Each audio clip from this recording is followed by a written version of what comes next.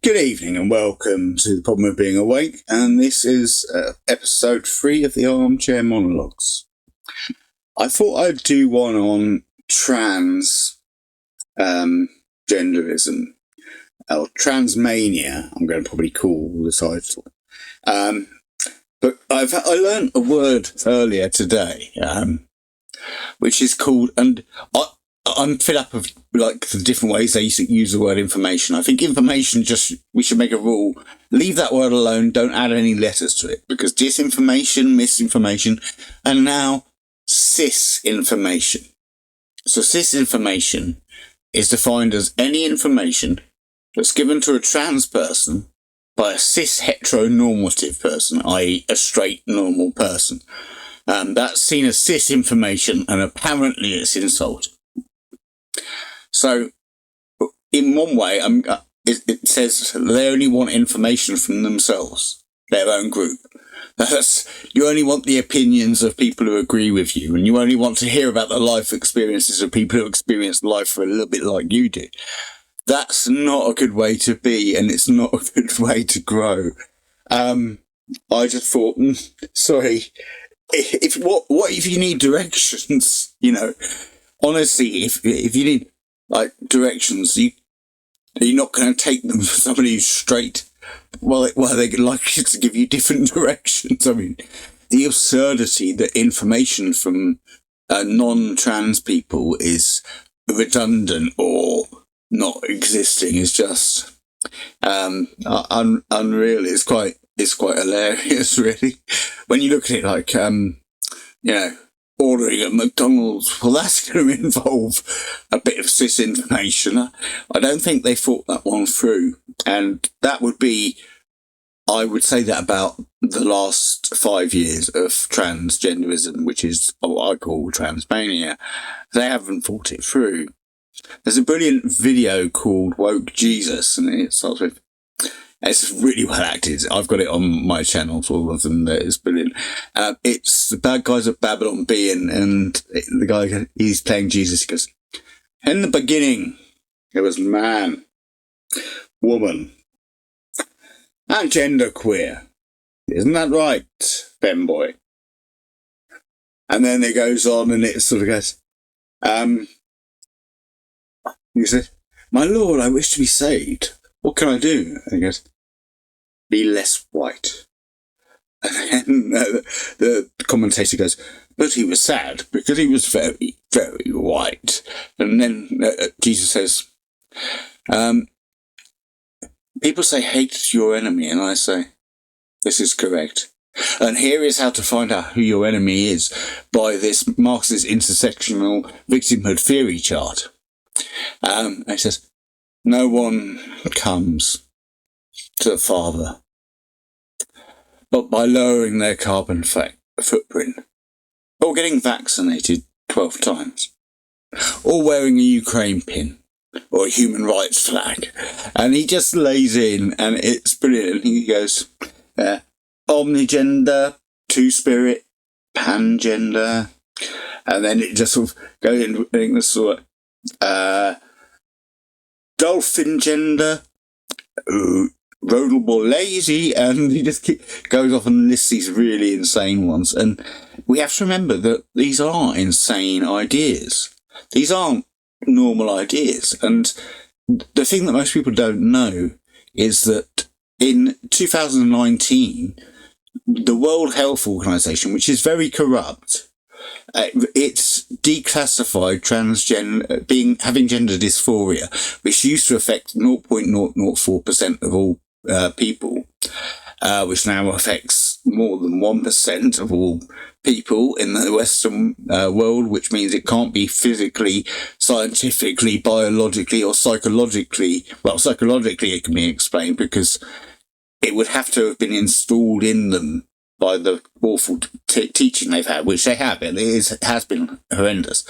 But it is all nonsense, really, beyond the actual gender dysphoria, which is a real thing.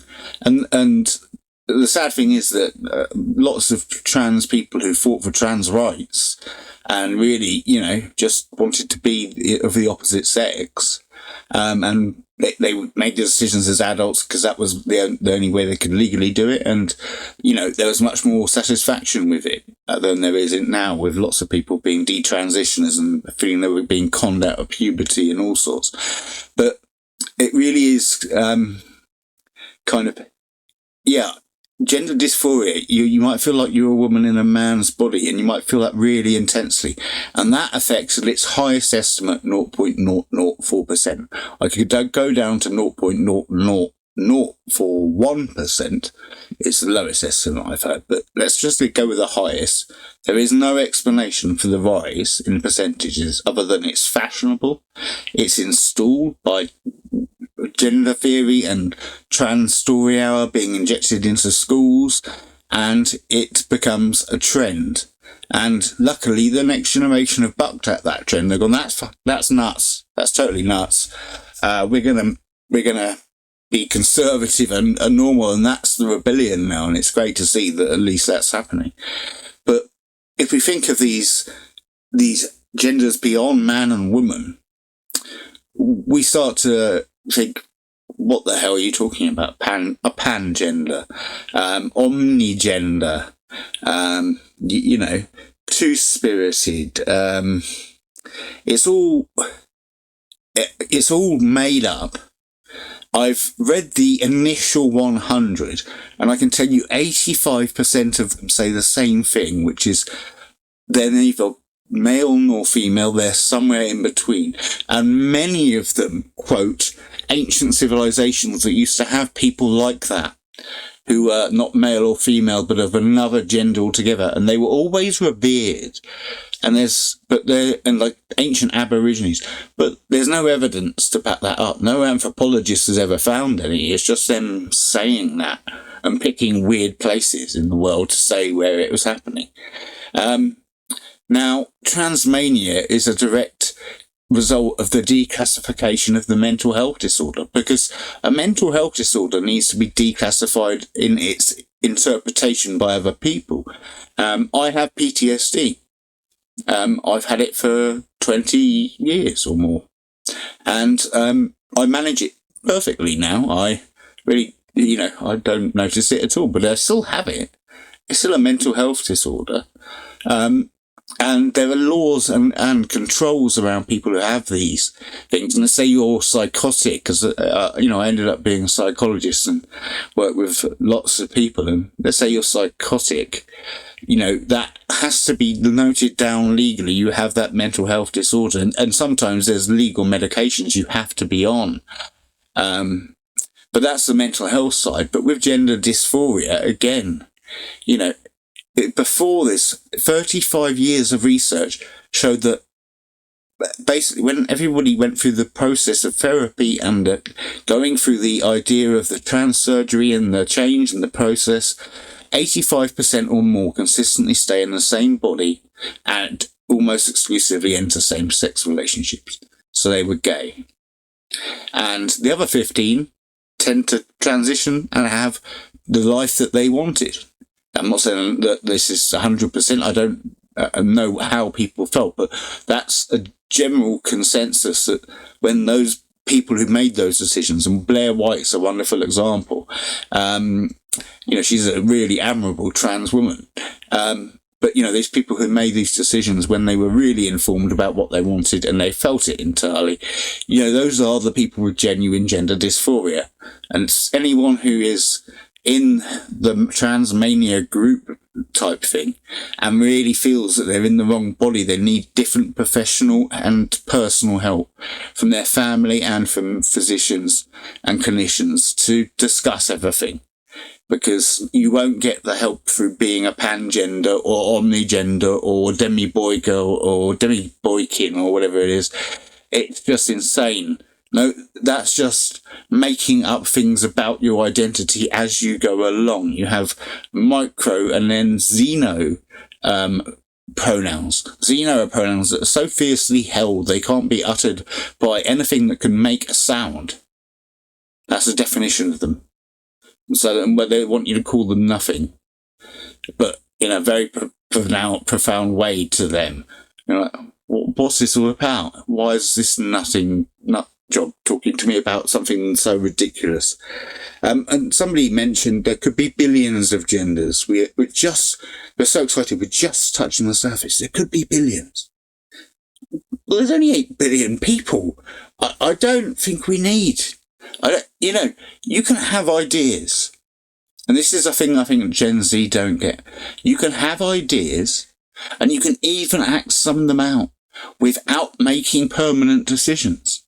Because you look like a fool when you make a decision that then you later, if you later regret it, you get sympathy if you go down that route. But if you, make a decision based on a trend or a fad or something like that, and you're just swanning around and suddenly you change your mind. Like Sam Smith's a great example. He's changed from queer to, he's been through 3 or 4 different identities publicly.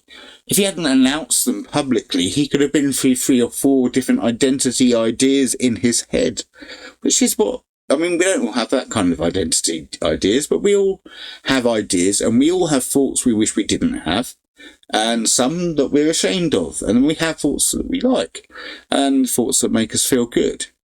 But there's this kind of immediate need for attention in this new, young, sort of under 30 transmania, kind of, we have pronouns are, there's a new, I need neo-pronouns, because none of the pronouns that exist fit me out of the now on like 90,000 different types that there are.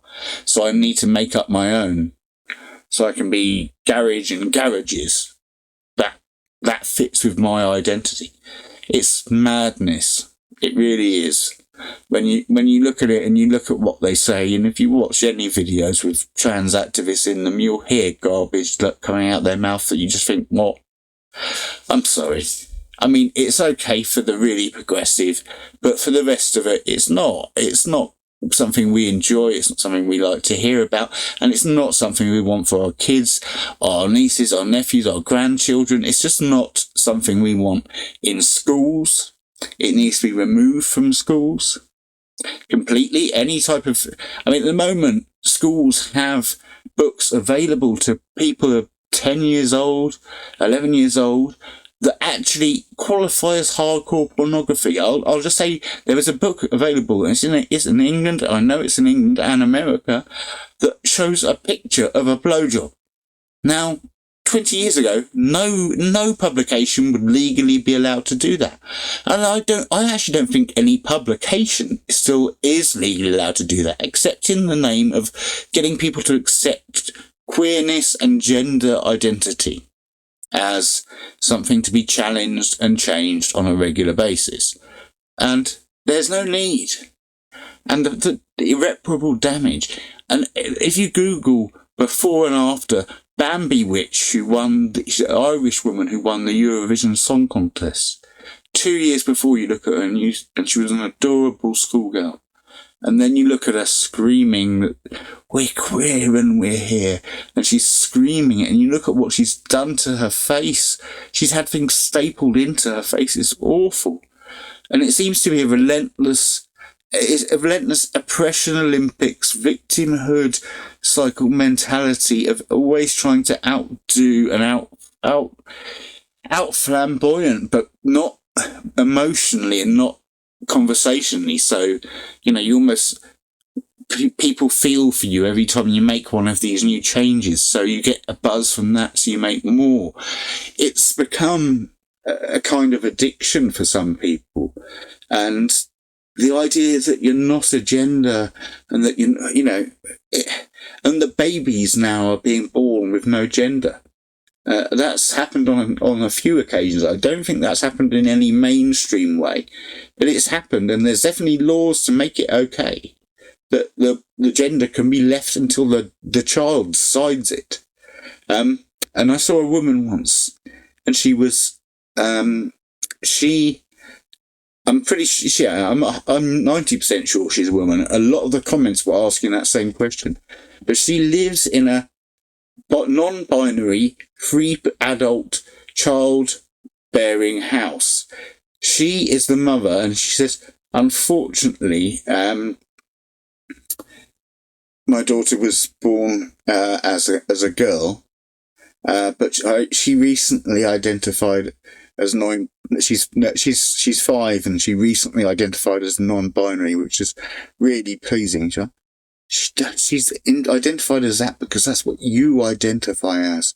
She doesn't think that. 5-year-olds, 7-year-olds, 10-year-olds, 14-year-olds don't have developed brains.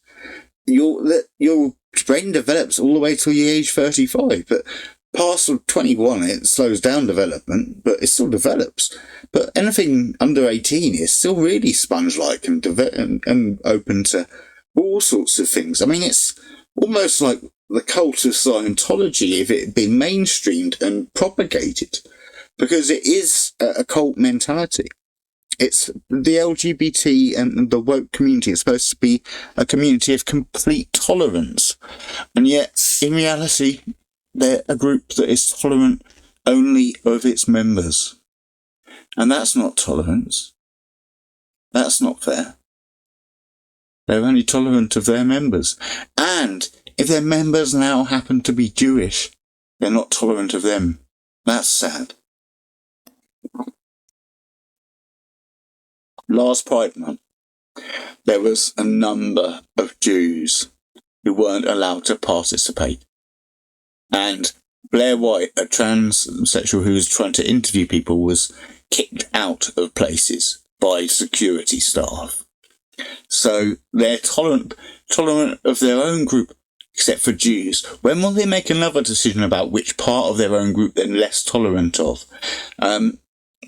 They're not tolerant of police. They're not tolerant of adults. They have this thing called adultism, which is anyone who believes they know more because they're older is automatically wrong and their advice is useless, which is absurd considering that's how we've learnt and developed and grown throughout life. We wouldn't be here if we hadn't done all that. That's the vital thing about growing up, is watching others do things, trying them yourselves, learning, making mistakes, getting advice, sometimes taking it, sometimes not, developing, getting relationships, friendships, real life, face-to-face, outdoors, real actual connections, and building your own identity based on all of your accumulative experiences.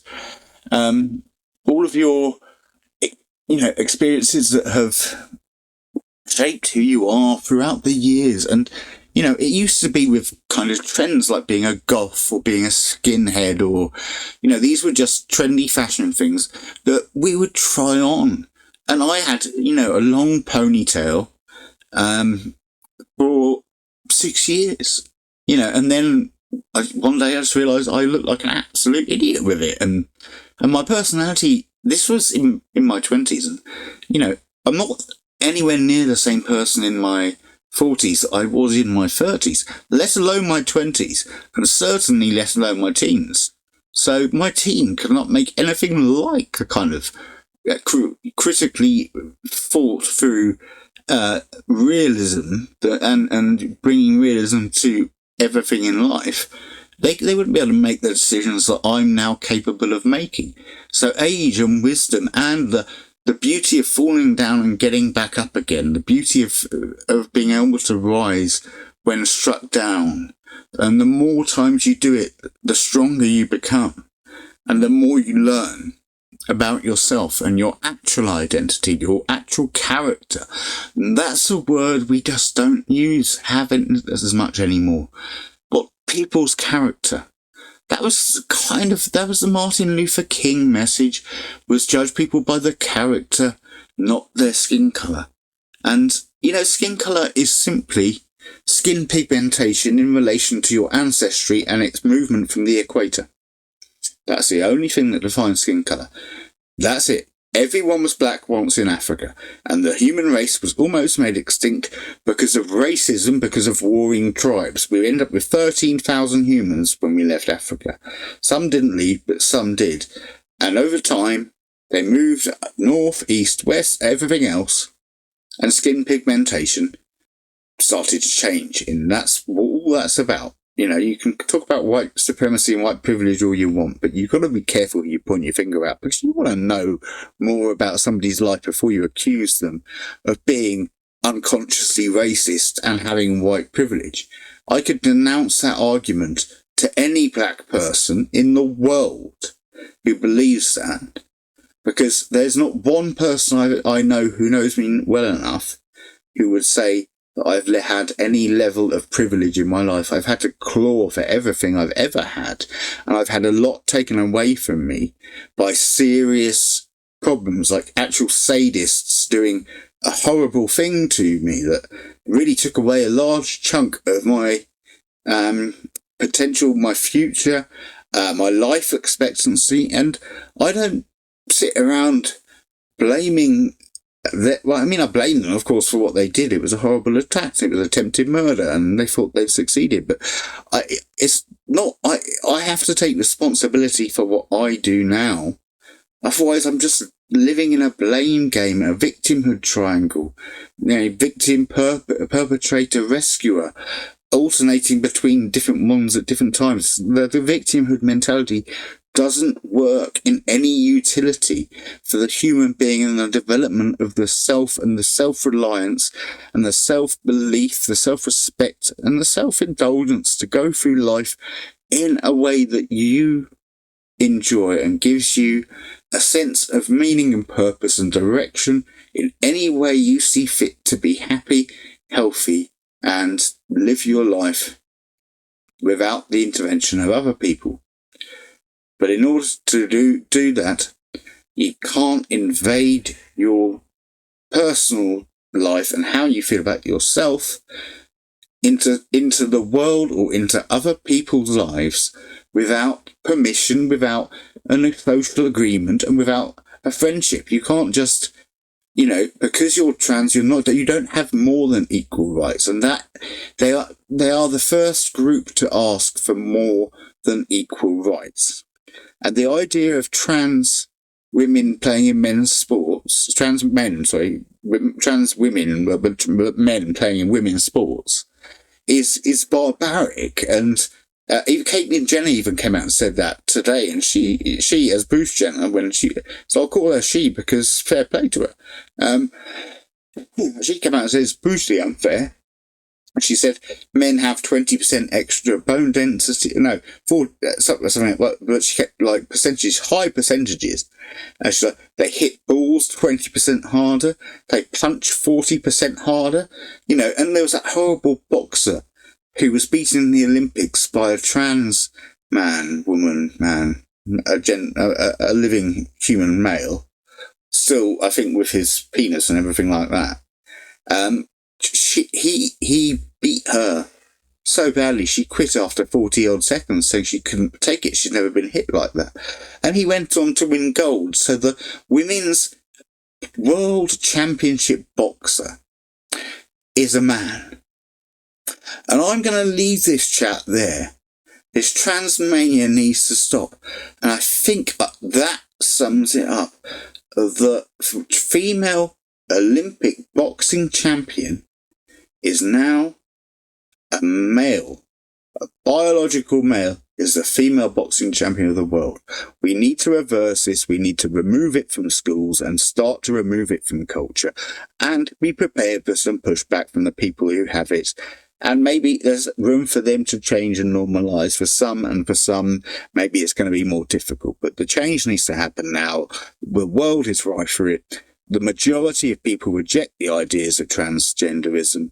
I'm one of them, and I've always made this case that it is just such a bad thing because it involves other mental health disorders. Autism, depression and anxiety all go together with this taught gender dysphoria to make people malleable towards the idea of queer and genderqueer, and then moving into various directions they otherwise wouldn't have done. Depression and anxiety is not new. The suicidality rate for people with gender dysphoria is only marginally higher than the average teenager. And any doctor who's ever told a parent that the child is likely to commit suicide if not given gender-affirming care is directly lying to that parent and that child, because the absolute statistical fact is that the highest point of suicidality in trans individuals is 2 years after successful surgery. And that surgery is only successful 50% of the time. And it comes with complications that can kill. And certainly side effects will last for life. And it is now becoming experimental child butchery, and the Transmania needs to stop. We open Pandora's box, or the corrupt World Health Organization opened Pandora's box. We need to close it. So I'll leave it there. It's been great having this long form conversation with you. This is a new thing I'm trying out. I'd love your comments as to how you think about the delivery, the more relaxed form of conversation where I'm allowed to think and talk rather than trying to push a point forward fast and quickly. And talking to people with longer attention spans. So please do leave comments. Please do subscribe and like if you do feel that you like it and you want to subscribe. It's good YouTubey stuff for me. Doesn't really make me any money, but it's all good, and I like doing it, and it helps me get my more psychological approach out on some of these issues. And it's always a pleasure to make these. So you be lucky, I'll be good, and I'll catch you on the next one, and we'll see what the next conversation is going to be about.